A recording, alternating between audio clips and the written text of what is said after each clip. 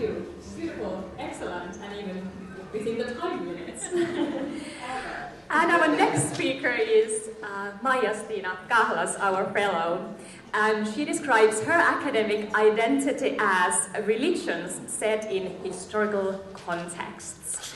And also she describes her academic passion as to encounter individuals in the past and to detect the discourses of power and to understand historical processes. So there are 3 code words, as she says: to encounter, detect, to understand. Thank you. I have included the term human rights into my title in order to keep you awake. Human rights today are usually understood in the line with the Universal Declaration of Human Rights announced by the United Nations. Here are some examples.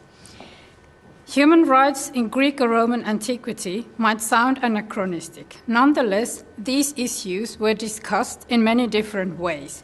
There were many sorts of outsiders or others, for instance, barbarians, slaves, women, just to mention a few, whose rights and lack of rights were discussed.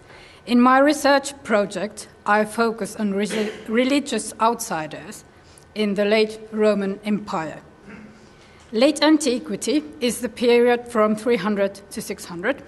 My focus is in the late Roman Empire from the 4th to the 5th centuries. That is an important period of change, Christianization and transmigrations.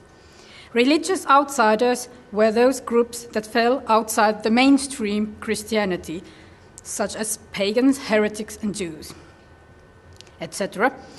On the one hand, I study the rhetoric of power in regard to these groups, and on the other hand, I wish to grasp the changing conditions of these groups. So I ask how they were treated in the world of rhetoric and in daily life. Most important mode of discussing human rights was defining the confines of being Roman. Being Roman, a proper Roman citizen, loyal Roman subject, for its part was connected with the correct performance of religion. Defining Romanness in religious terms became a fundamental part of political debate from the early 3rd century onwards.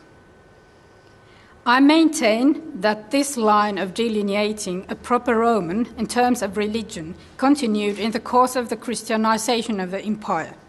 The criteria for being a good Roman were changed, but the principle persisted.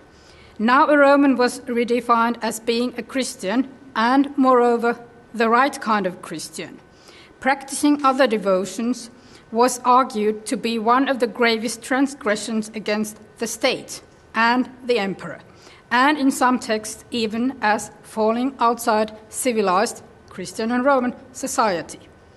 In the imperial legislation, religious dissidents were gradually deprived of their rights as Roman subjects.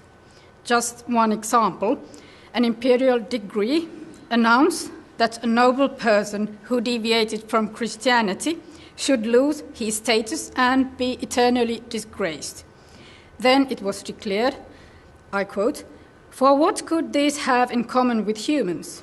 These who, in their gruesome and beastly minds, hating the respect of the community, withdraw from the company of humans." End quote. Now, what all this means in practice in the actual circumstances of daily life, this is what I wish to find out, going behind the declarations. It seems that the enforcement of harsh-sounding legislation was not always particularly efficient those days. Nonetheless, it's worth asking to what extent words, rhetoric of power or hate speech, influence the human relations in everyday life. So, who cares what happened some 1,600 years ago? Studying the heritage of late antiquity, in good and in bad, we try to understand how people in the distant past struggled with similar issues concerning human rights. It's impossible to understand modern conceptions, stereotypes, attitudes, and even institutions without understanding the heritage of the past. These are historically construed, and therefore the historical perspective is needed. Thank you.